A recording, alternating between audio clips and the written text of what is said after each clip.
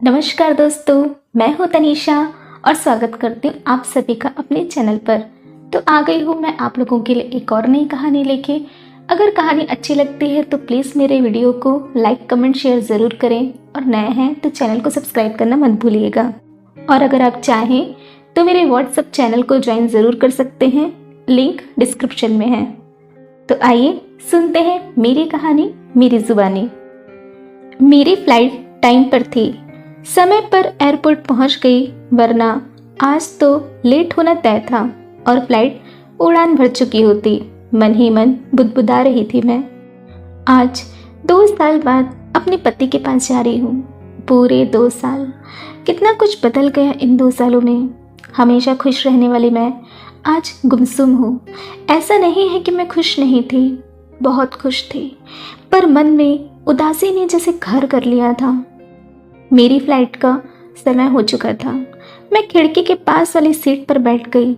शुरू से ही प्लेन में बैठने से डर लगता था, लेकिन आज वो डर खुद ही डर गया था, वो भी मुझसे। प्लेन ने अपनी गति पकड़ ली और मैं आकाश की तरफ उड़ चली। सीट के बाजू को अब भी जोरों से पकड़ी हुई थी। खैर, ये मुश्किल घड़ी निकली और मैंने अपनी सीट बेल्ट खोल ली। बादलों को देख रही थी, कितने खूबसूरत हैं ये। सूरज की लालिमा बादलों को अपने आगोश में ले रही थी और अतीत की कड़वी यादें मुझे। ना चाहते हुए भी मैं रो पड़ी। कितना कुछ सह गई मैं, कितना सब्र किया, लेकिन वक्त को मुझ पर रहम आ गया और आज मैं चल पड़ी अपने पति के पास अमेरिका, शायद अब कभी वापस ना आने को। मोहित और मेरी शादी को 2 दिन के बाद 4 साल हो जाएंगे। 5 साल पहले उनसे मुलाकात हुई और ये मुलाकात प्यार में तब्दील हो गई। कब हुआ, कैसे हुआ, इससे हम दोनों ही अनजान थे। मोहित के परिवार वालों को मैं कभी पसंद नहीं आई, लेकिन बेटे की जिद के आगे किसी की ना चली और बस मैं बहू और मोहित की पत्नी बन के अपने घर आ गई। वो घर जो मेरा कभी ना हो सका। शादी के कुछ समय बाद ही मोहित को ऑफिस के काम के लिए विदेश जाना पड़ा, लेकिन ऑफिशियल काम के कारण वो मुझे नहीं ले जा सके। मैं घर पर ही थी इनके पूरे परिवार के साथ। मोहित ने जाते वक्त मेरी जिम्मेदारी मेरी सासू माँ को सौंपी थी। जानती थी मैं कि वो और उनके घर का कोई सदस्य मुझे पसंद नहीं करता था, ना ही मेरी शक्ल देखना चाहते थे, लेकिन फिर भी मैं सबके दिल जीतने की कोशिशों में लग गई।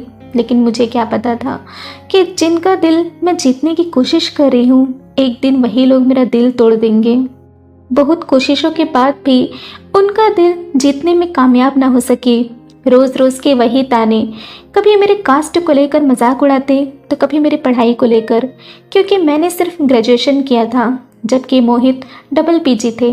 हर बार ताना मारा गया कि हमारे मोहित के लिए एक से एक लड़कियां मिल रही थी, पर पता नहीं क्या देखकर शादी किया तुझसे। मैं खुद को कमरे में बंद कर लेती, आंसू बहा के दिल का बोझ हल्का करती, लेकिन जख्म दिन ब दिन नासुर बनते जा रहे थे। खैर, 4 महीने बाद मोहित आ गए। मैं खुश थी कि कोई तो है जो मेरा बहुत ख्याल रखते हैं। उनकी माँ ने हर बार अपना दूसरा रूप उनसे छुपा के रखा था, जो उन्होंने मुझे दिखाया था इन 4 महीनों में। खैर, शादी को 2 साल हो चुके थे। भरसक कोशिश की गई हमारे बीच दरार डालने की, खासकर मेरी ननद के द्वारा, पर वो सफलता नहीं मिली। शायद मोहित अपने परिवार के ख्याल और उनके व्यवहार से वाकिफ थे। अचानक ही एक दिन खबर मिली कि मैं प्रेग्नेंट हूँ। मोहित तो जैसे खुशी से पागल हो रहे थे। उनके घर वालों के चेहरे पर पहली बार मुस्कुराहट देखी मैंने। फिर एक और खबर आई कि मोहित की नौकरी अमेरिका में लग गई है और उन्हें वहाँ जाना पड़ेगा, लेकिन मैं 6 महीने तक उनके साथ नहीं आ सकती थी, क्योंकि ये वहाँ की कंपनी का नियम था। मैं खुश थी, पर मन में बहुत डर था। सोचा मैं मायके चली जाऊं, लेकिन मेरी सासू माँ ने प्रेगनेंसी के चलते मुझे भेजने से मना कर दिया। मोहित ने मुझे फिर एक बार अपनी माँ के हवाले कर दिया। दिल में बेचैनी और एक अजीब सी घबराहट हो रही थी। समझ नहीं आ रहा था कि क्या करूं मैं, लेकिन फिर सोचा बच्चे के आने के बाद ये मुझे ले जाएंगे। ये चले गए और एक बार फिर मैं अकेली हो गई। और फिर ये कोरोना आ गया। इसी बीच मेरे ससुर जी का देहांत हो गया और मेरी इकलौती ननंद माही कोरोना के चलते घर पर ही रह गई। छोटी थी मुझसे, सोचा था छोटी बहन बना के रखूंगी, लेकिन शायद नहीं। एक भी दिन ऐसा नहीं था जब उसने मुझे ताने नहीं मारे हों। जब एक बार जवाब दिया तो बात मेरी परवरिश और मेरे माता पिता पर आ गई। बात संस्कार की हो गई कि मेरे घर वालों ने मुझे संस्कार नहीं दिए। उस दिन मुझे जी भर के सपने सुनाया था। मन किया कि घर छोड़कर चली जाऊं, मर जाऊं या मार दूं। पर मेरा चौथा महीना था। बच्चे की खातिर सब सुनती रही, लेकिन इतना टेंशन लेना मेरे लिए अच्छा साबित नहीं हुआ। रात अचानक ही ब्लीडिंग होने लगी। मेरा बच्चा जा चुका था। कातिल मुझे ही ठहराया गया। अब मेरी हिम्मत मुझे जवाब दे गई, बस करिए आप लोग, बस करिए, बहुत हो गया, बहुत सुना, बहुत सहा। मेरा बच्चा चला गया। अब क्या चाहिए आप लोगों को? क्या गलती हुई है मुझसे? क्या मोहित से प्यार करना या फिर आप लोगों की पसंद ना बन पाना? बताइए क्या कसूर है मेरा? कहाँ गलत हूँ मैं? तुझे हमने क्या तकलीफ दी है? क्या कभी मारा पीटा है तुझे? क्या कभी हाथ उठाया? सास की आवाज आई। दिल के जख्म गहरे होते हैं मम्मी जी, जो अब नासूर बन चुके हैं। देख रहे हो मम्मी, इसकी जुबान कैंची की तरह है, रिश्ते ही काट देगी ये तो। माही दी, बेहतर होगा कि आप कुछ ना कहें। आपने हमेशा ही दखल दिया है हमारी जिंदगी में। कभी मोहित को भड़काया मेरे खिलाफ, कभी घर वालों को। पापा के जाने के बाद क्या नहीं सुनाया गया मुझे कि जब से आई हूँ तब से सबकी जिंदगी नर्क बना रखा है। आपने ही कहा था मुझे कि मैं बांझ रहूंगी हमेशा। वो आप ही थी ना। इतना गंदा तो दुश्मन भी नहीं सोचता जितना आप घर की होकर मेरे लिए सोचती हैं। आप भी तो एक औरत हैं, एक माँ हैं, फिर आप ऐसे कैसे? बस चुप हो जाओ नेहा। इतना गंदा इल्ज़ाम लगाने की हिम्मत कैसे हुई मेरी बेटी पर?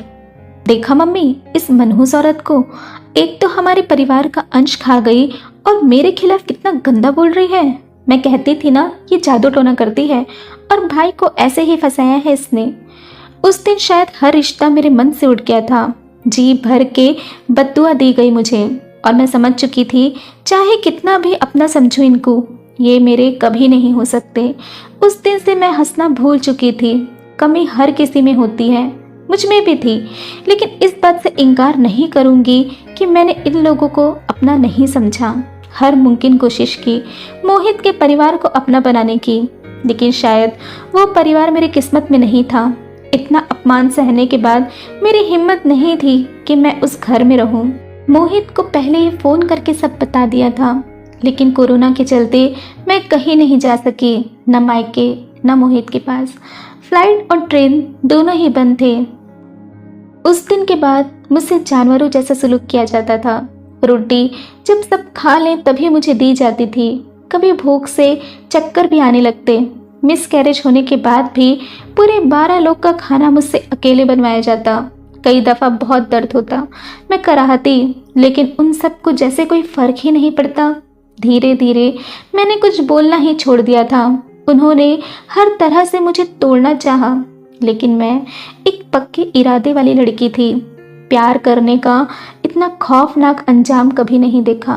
मोहित ने दूर रहकर भी हर तरह से मेरा साथ दिया। घर वालों को हर दफ़ा समझाना चाहा, लेकिन सब नाकाम था। आखिरकार भगवान को भी मुझ पर तरस आ गया। फ्लाइट शुरू हो चुकी थी। टिकट मोहित ने भेज दिए थे अमेरिका के लिए, क्योंकि किसी कारण के चलते उनको छुट्टी नहीं मिली कि वो मुझे आकर ले जाएं। दिल्ली से फ्लाइट थी, लेकिन कोई मुझे एयरपोर्ट छोड़ने भी नहीं आया। आता भी क्यों? अचानक ही एयर होस्टेस ने मुझे कॉफ़ी ऑफर की। अपने आंसू पोंछकर मैं वर्तमान में आई। Are you okay ma'am? Yes, I am fine कहकर मैंने अपनी कॉफ़ी ले ली और फिर मैं बादलों की तरफ देखने लगी। शाम हो चुकी थी। सूरज आहिस्ता आहिस्ता बादलों में समा रहा था। फाइनली मैं अपने पति के पास पहुंच चुकी थी। वो मेरा इंतज़ार कर रहे थे। देखते ही उन्होंने मुझे गले लगा लिया। वो भी रो रहे थे। बच्चे के जाने का गम हम दोनों को अब भी था। तुम्हें बहुत तकलीफ दी मैंने नेहा, कितना कुछ सह के आई हो, और तुमने ये क्या हाल बना लिया है अपना। शायद मैं खुद को कभी माफ़ नहीं कर सकता। तुम्हारे इस हालत का जिम्मेदार सिर्फ मैं हूँ ना मैं जाता ना ये हाल होता तुम्हारा। मैं शायद उनको कभी माफ़ नहीं कर पाऊँगा। मोहित अब भी रो रहे थे। इस बार मैं भी फपक कर रो पड़ी। कितने समय से आंसू कैद कर रखे थे मैंने अपनी आंखों में, आज उन्हें बहा देना चाहती थी। उन कड़वी यादों को जो मेरे दिल में बसी थी, उन्हें जड़ से उखाड़ कर फेंक देना चाहती थी। मोहित ने मेरा हाथ थामे रखा था। हम घर की तरफ मुड़ गए जो वाकई हमारा था, जहां मैं अपनी एक नई जिंदगी शुरू करने वाली थी। मैं नहीं जानती कि मैं कब वापस जाऊंगी, लेकिन जब भी जाऊंगी मन यहीं छोड़ के जाऊंगी, क्योंकि अब वो अपनापन मेरे लिए खत्म हो चुका था। वो एहसास, वो मोहब्बत शायद नहीं रही।